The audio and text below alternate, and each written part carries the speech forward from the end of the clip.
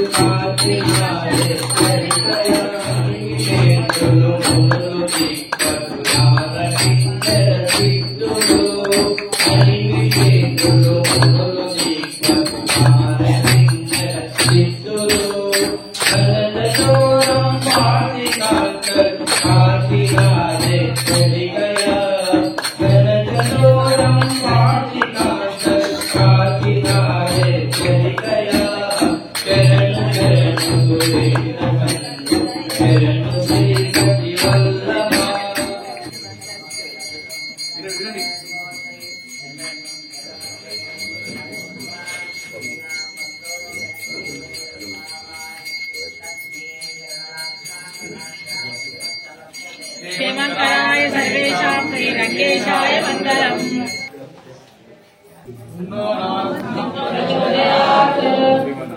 अय्या जय श्रीमनारायण।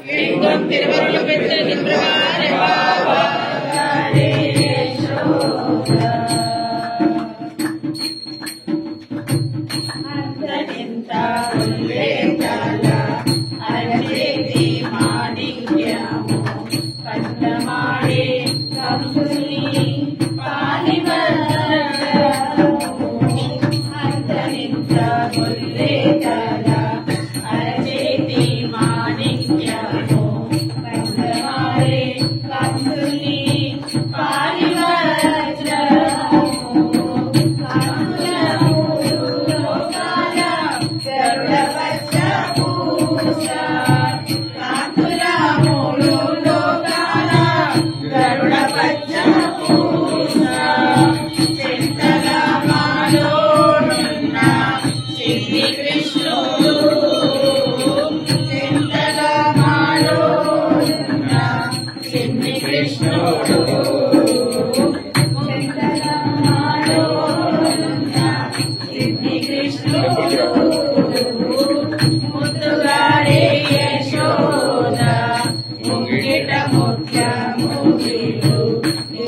రాణి మహిమాల దేవకి సుతుడు ముద్దుగారే యశోద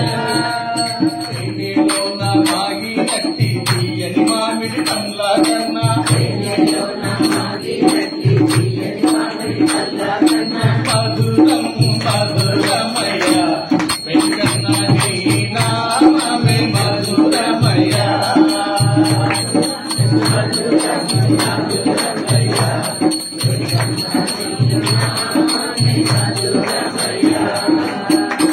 అరే మధురము మధురమయ వెంకన్న నీ నామమే మధురమయ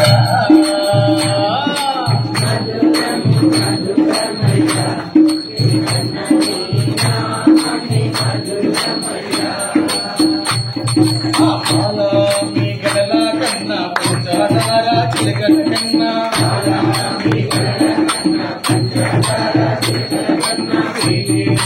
మాగినట్టి తీయని మామిడి పండ్ల కన్నా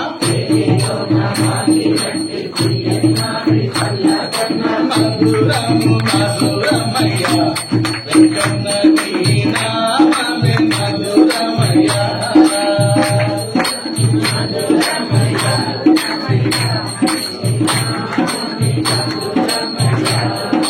మధురము మధురమయ్య వెంకన్న నీ నామమే మధురమయ్య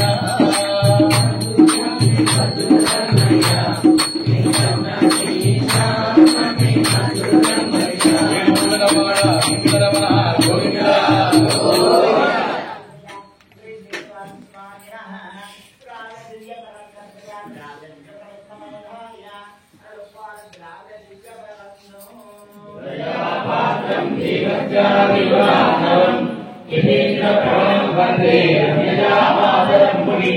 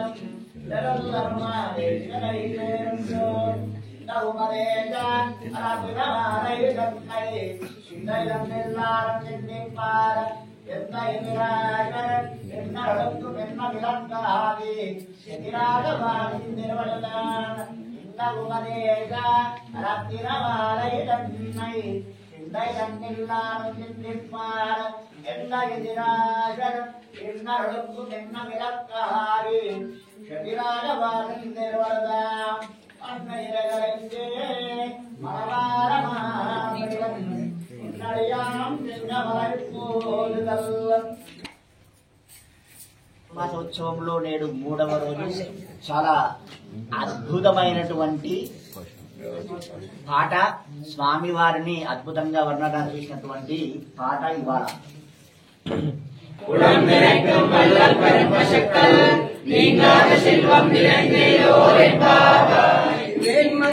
మంగళ హారతి అనురాగంబుతో వేడి అరవిందాక్షి అరవిందాక్షి మీనాక్షి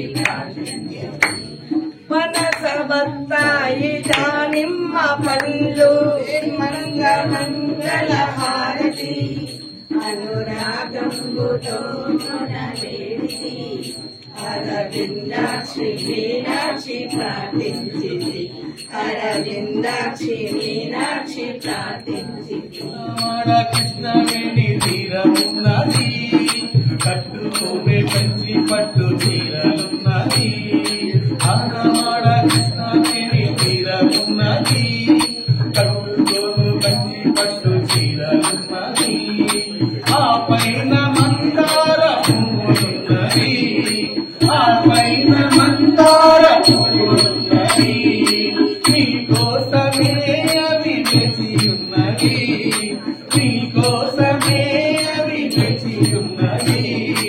రావమ్మ అమ్మ రావమ్మ మా ఇంటికి అమ్మ ఆండాలమ్మ తల్లి ఆండాలమ్మ రావాలమ్మ మా ఊరికి అమ్మ ఆండాలమ్మ తల్లి ఆండాలమ్మ గులాబీ పువ్వులు వేసియున్నది గులాబీ పువ్వులు వేసియున్నది రావమ్మ అమ్మ రావమ్మ మా ఇంటికి అమ్మ రాజేశ్వరి అమ్మ పరమేశ్వరి నువ్వు రావమ్మ మా ఊరికి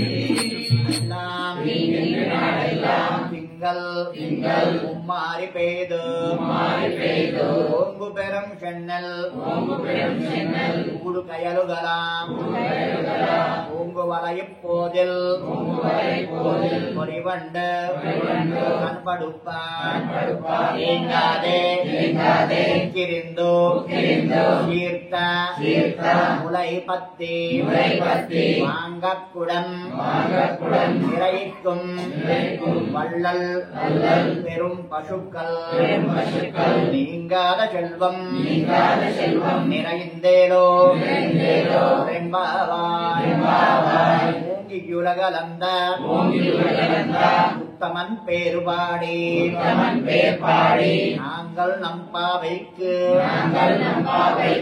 சாத்தி நீராடினார் என்று நாடெல்லாம் திங்கள் உம்மாரி பெய்து ஓங்கு பெரும் சென்னல்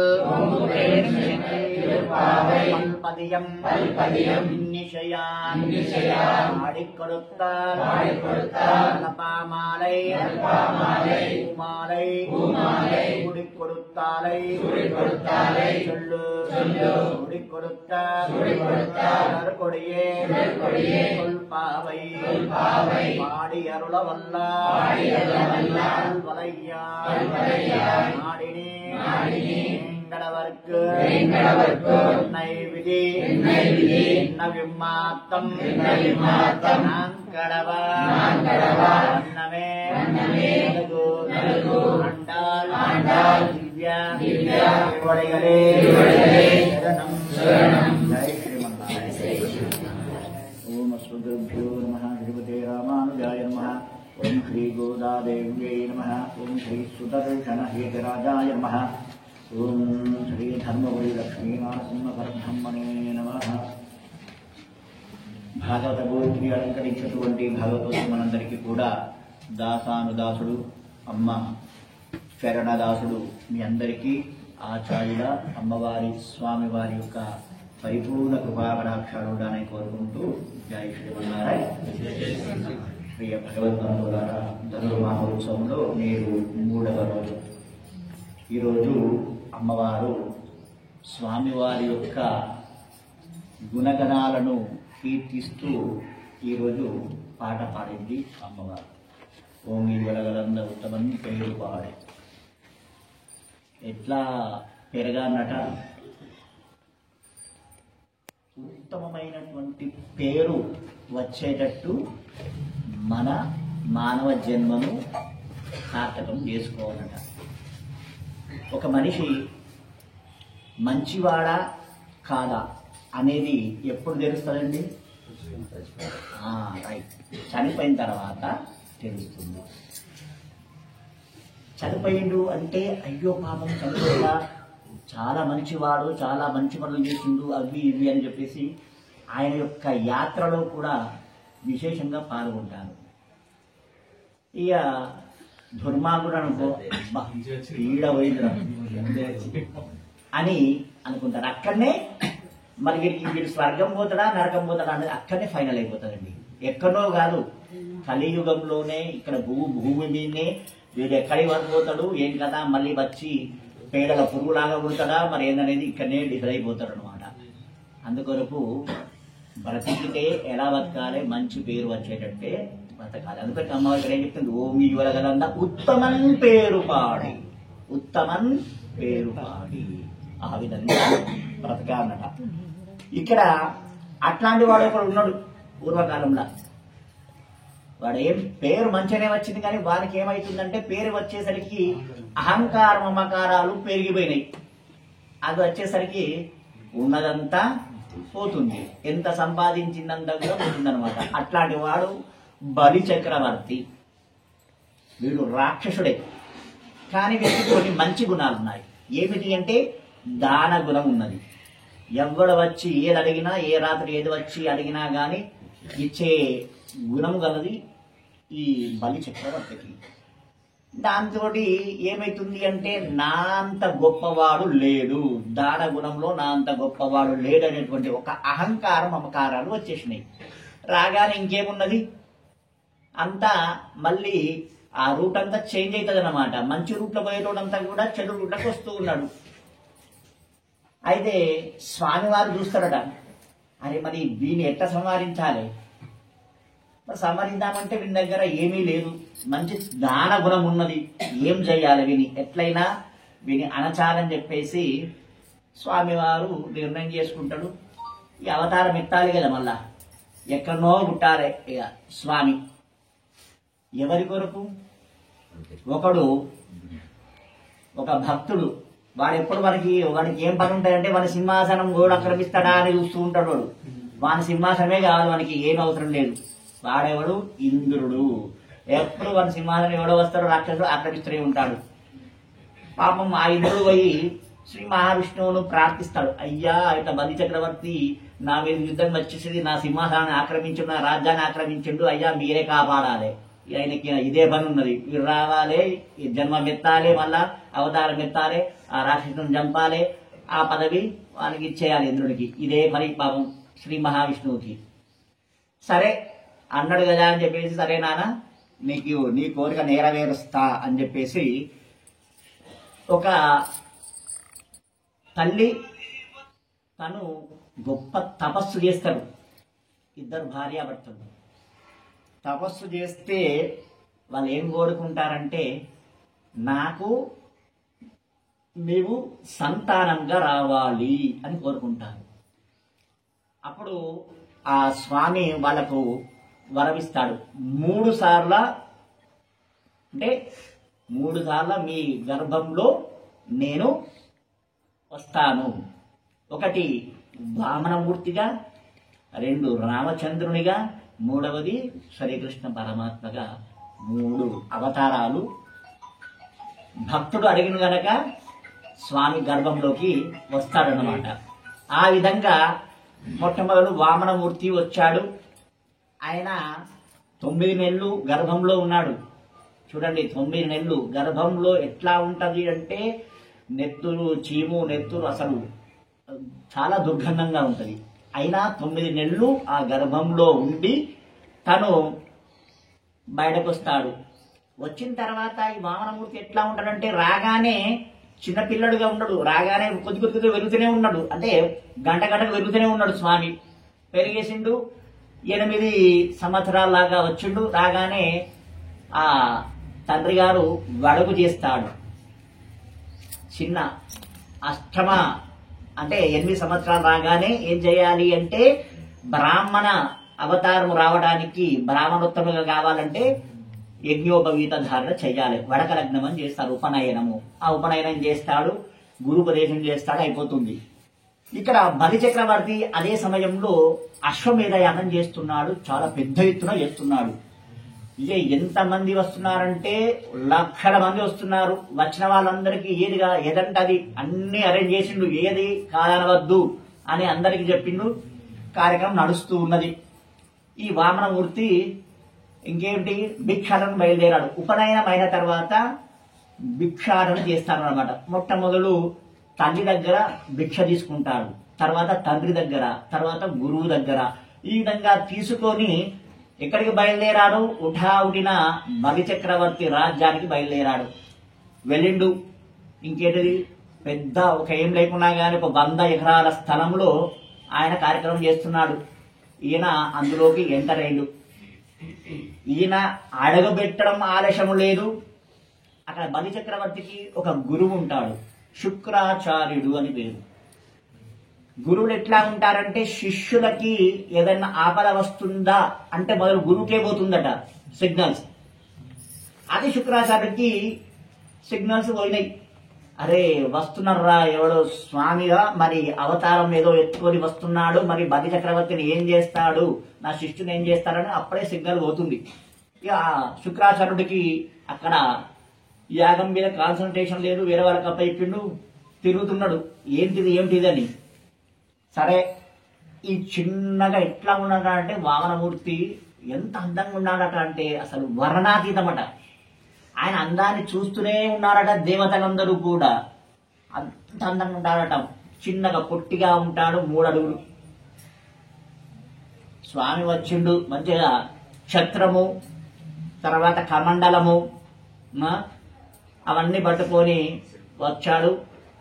స్వామి మెల్లమెల్లగా వస్తున్నాడు. ఈ వస్తువు ఉంటే అక్కడ ఉన్నటువంటి జనాలందరూ కూడా ఆ అందాన్ని చూసి ఎవడి బ్రాహ్మడు, ఎవడు చిన్న పిల్లవాడు ఇంత అందంగా ఉన్నాడని చెప్పేసి ఆయన వెనక కాన్వాయ్ నడుస్తున్నది. ఇక వెనక ముందు అతను వెళ్తున్నాడు, వెనక వీరు వస్తున్నారు. ఇక వస్తున్నాడు యాగశాల దగ్గరికి వచ్చాడు. యాగశాల దగ్గరికి వచ్చేసరికి జనమంతా కూడా మొత్తం నిండిపోయినట. శుక్రాచార్యుడు వెతుకుతున్నాడు. ఎందుకంటే ఆయనకి సిగ్నల్ వచ్చింది ఈ బలి చక్రవర్తికి ఏదో ఆపద వస్తున్నదని. వెతుకుతున్నాడు, అక్కడక్కడ వెతుకుతున్నాడు. అక్కడ యాగశాల దగ్గర చూసరికి అరే ఇంత జనం ఎందుకు వచ్చారని చెప్పేసి అందరినీ నెట్టుకుంటూ పాపం వస్తాడు యాగశాల దగ్గరికి. రాగానే ఎవరున్నారు అక్కడ, వామనమూర్తున్నాడు. చూస్తాడు, అమ్మా వచ్చిండ్రా స్వామి అనుకుంటాడు. ఈ వామనమూర్తిని చూస్తాడు. బలి చక్రవర్తి భార్య ఇద్దరు చూస్తారు, చాలా ఆనందపడతారు. ఇంత అందంగా ఉన్నాడు, ఇట్లాంటి కొడుకు నాకుంటే బాగుంటుండే అనుకుంటాడు. సరే కూర్చోబెట్టేసి మంచిగా అతిథి సత్కారాలు చేస్తాడు. స్వామి వారికి పాద ప్రక్షాళన చేసి ఆ నీళ్లు చల్లుకుంటాడు. అంతా అయిపోయిన తర్వాత అయ్యా మీకు ఏం కావాలి అని అడుగుతాడు. మీకు ఎన్ని ఊర్లు కావాలంటే అన్ని ఇస్తాను, ఏది కావాలంటే అది ఇస్తాను, ఎన్ని గోవులంటే అన్ని ఇస్తాను అని చెప్పేసి చెప్తాడు. అప్పుడు ఆ వామనమూర్తి ఏమంటాడంటే నాకేమవసరం లేదు, 3 అడుగుల నేల కావాలి అంటాడు. 3 అడుగుల నేలనా? ఏం స్వామి మీ పాలన ఎంతున్నది, ఇంత ఉన్నది, ఆ 3 అడుగుల నేల మీకు ఏం సరిపోతుంది? అట్లా కాదు, నేను ఏ వంట ఇస్తాను, అవసరమైతే మొత్తం నా సామ్రాజ్యాన్ని నీకు ఇచ్చేస్తా అంటాడు. నాకేం వద్దు, 3 అడుగుల నేల కావాలంటాడు. ఎన్నిసార్లు అన్నా కానీ 3 అడుగుల నేలనే కావాలి అంటాడు. ఇక్కడ శుక్రాచార్య ఏం చేస్తాడంటే బలి చక్రవర్తిని పొడుస్తూ ఉంటాడు. అరే ఆయన అడుగుతున్నాడంటే దాంట్లో ఏదో మర్మం ఉంటదిరా, ఆయన సామాన్యుడు కాదు, వచ్చిన వాడు, చూడురా 3 అడుగులు నేల అడుగుతున్నాడంటే నువ్వు సామ్రాజ్యం కాదురా, మొత్తం నీదంతా పోతుందిరా అని చెప్తుంటే ఏం అవసరం లేదు, ఏదన్నా అడిగాని ఇస్తా అంటాడు. గురువు గారు ఎన్నిసార్లు చెప్పినా గాని వినడు. సరే మొత్తానికి 3 అడుగులు నేల కావాలి కదా అని చెప్పేసి అది ఇవ్వడానికి రెడీ అవుతాడు ఆ బలి చక్రవర్తి. ఇంకేంటి ఆ సంకల్పం చెప్పుకుంటాడు. చెప్పుకొని ఆ కమండలంలోంచి నీళ్లు ఆ దారలాగా పడడానికి రెడీ అవుతుంది. అప్పుడు శుక్రాచార్యుడు అప్పుడు కూడా బలి చక్రవర్తిని సేవ్ చేయడానికి ప్రయత్నం చేస్తాడు. ఏం చేస్తాడంటే ఆ రంధ్రంలోకి తను ఒక చిన్న కీటకం లాగా వెళ్ళి అడ్డుపడతాడు. అక్కడ నీళ్లు పడకుండా అడ్డుపడుతుంది. అది స్వామి గమనిస్తాడు.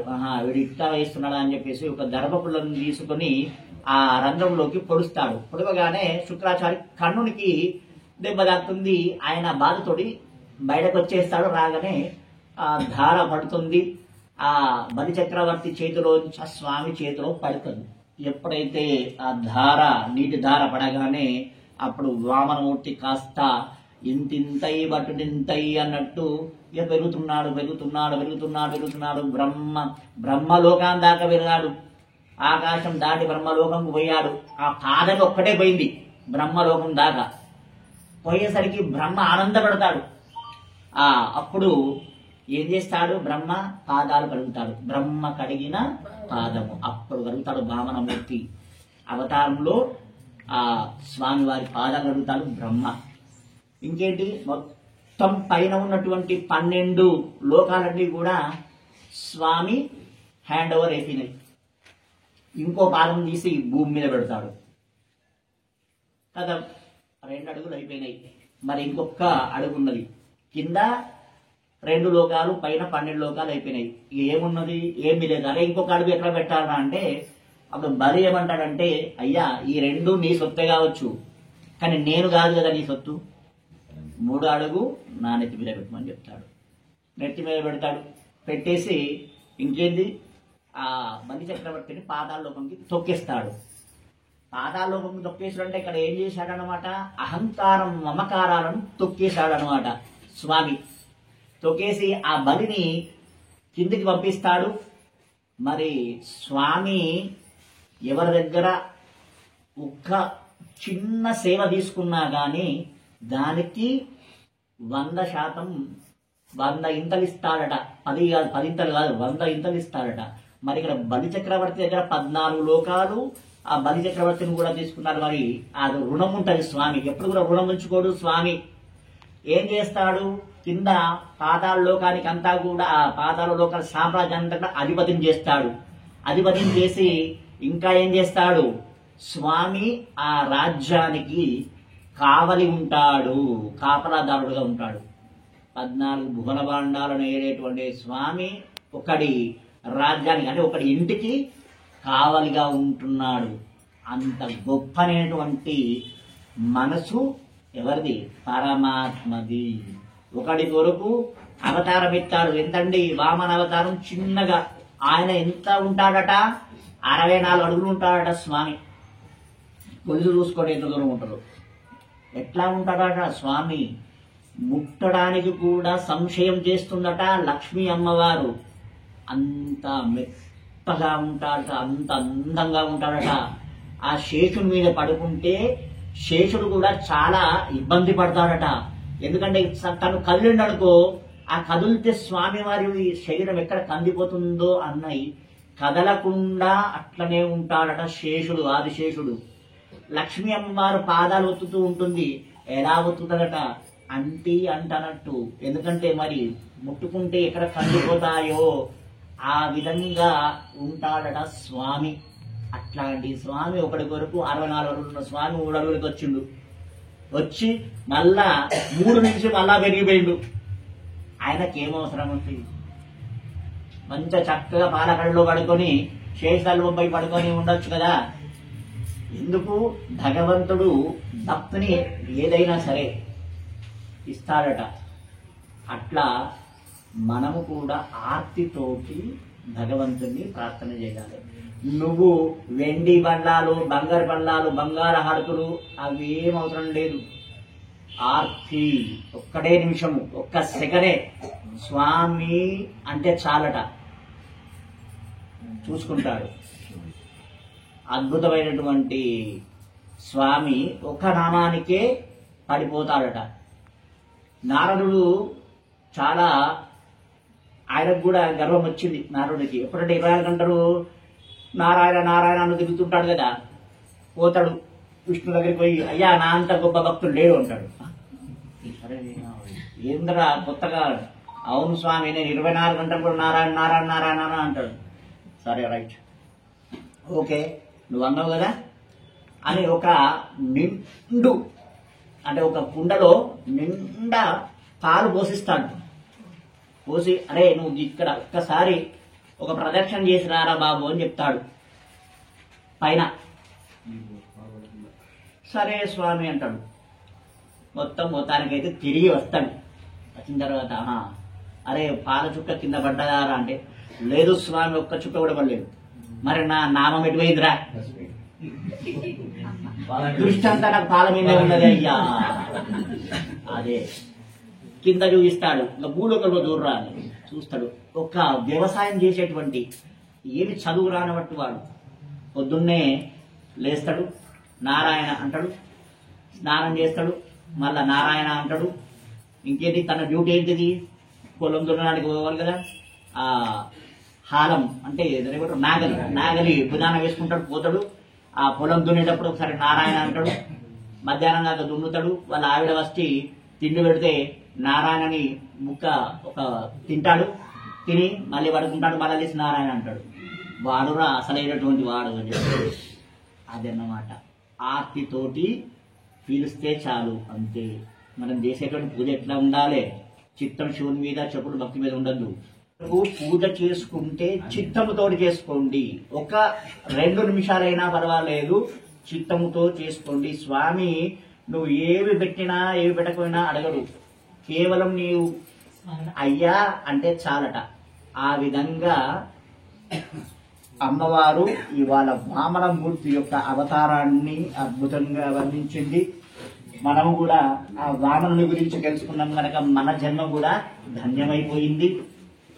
దీంట్లో ఇంకొక చిన్నగా అంశం కూడా ఉంది. ఏమిటి అంటే, ఈ బలి చక్రవర్తికి ఒక కూతురు ఉంటుంది. ఆమె వామనుని చూస్తుంది. చూసి ఆ అన్నం చూసి అబ్బా కంటే ఇట్లాంటి కొడుకును కనాలి అనుకుంటుంది. ఆయనకు అన్ని వినబడతాయి, తదాస్తు అంటాడు. అన్నాక ఇంకేంటి, ఎప్పుడైతే ఈ దానం ఇచ్చిన తర్వాత మొత్తం బలి యొక్క సామ్రాజ్యాన్ని అంతా కూడా తీసుకుంటారు కదా, అప్పుడు అంటది ఛీ ఇట్లాంటి కొడుకు పుడితే చంపే పారేయాలి, తదాస్తు అంటాడు. ఆయన ఏదన్నా తదాస్తే అంటాడు, నువ్వు ఏదన్నాడు తదాస్తే అంటాడు. అగో కొడుకుగా పుట్టాలన్నదు, మళ్ళీ చంపేయాలి. మరి కొడుకుని చంపేయాలా అన్నదా, తల్లిని చంపేయాలా అనలేదు, మొత్తానికి చంపేయాలన్నాడు. రైట్, నీ కోరిక నెరవేస్తా. కృష్ణావతారం వచ్చింది, పూతన అవతారం ఎత్తింది, ఇది రాక్షసి. మళ్ళా బలిచక్రవర్తి బిడ్డ మళ్ళా వచ్చింది. ఇక కోరిక ఉన్నది కదా, పూతన అవతారం ఎత్తింది, వచ్చింది. ఆ చిన్నపిల్లాన్ని పట్టుకునేది ఏం చేసింది, పాలిచ్చింది. పాలు ఎవరిస్తారు, తల్లి. చలో కొడుకులాగా వచ్చినట్టే పాలిస్తున్నది. ఏం చేయాలి, చంపేయాలి. రైట్, అదేం చేస్తుంది, విషం పాలిస్తుంది. అవునా కాదా, అమృతం ఇస్తలేదు, విషం పాలిస్తుంది. కనుక సరే నువ్వు ఇచ్చిన విషం తీసుకుంటా, కథం చంపేస్తాడు. 2 కోరికలు నెరవేర్చింది అదే స్వామి. అందుకొరకు మనం ఏది కోరుకున్నా గానీ జాగ్రత్తగా కోరుకోవాలి. అది ఏం కావాలని కోరుకోవాలి, మోక్షం కావాలని కోరుకోవాలి. అది ఇది అడిగితే సరే ఓకే ఓకే అంటాడు, కానీ ఎక్కడ దెబ్బ పెట్టానో గక్కనే పెడతాడు స్వామి. కనుక జాగ్రత్తగా ఉండాలి స్వామితోటి. శంకరుడికి ఏం కాదు, శంకరుడు ఘోర శంకరుడు ఏమంటని ఇస్తాడు. కానీ శ్రీ మహావిష్ణువు అట్లా కాదు, ఆలోచన చేస్తాడు. ఇచ్చినవా, ఇస్తా పో, రైట్, ఎవరున్నాయి అని ఇయ్యు, తర్వాత నేను చూసుకుంటా అంటాడు. కనుక అందుకొరకు స్వామిని ఆర్తితోటి పిలవాలి, ఆర్తితోటే మనము పూజ చేసుకోవాలి. జై శ్రీమన్నారాయణ. పరం విష్ణో విష్ణువర్ధతాం, విష్ణో విష్ణువర్ధతాం. జై శ్రీమన్నారాయణ. రాధే రాధే రాధే కృష్ణ, ఈ రాధే రాధే రాధే కృష్ణ, ఎదలో బృందావనం, యమునే నీ సాయగం.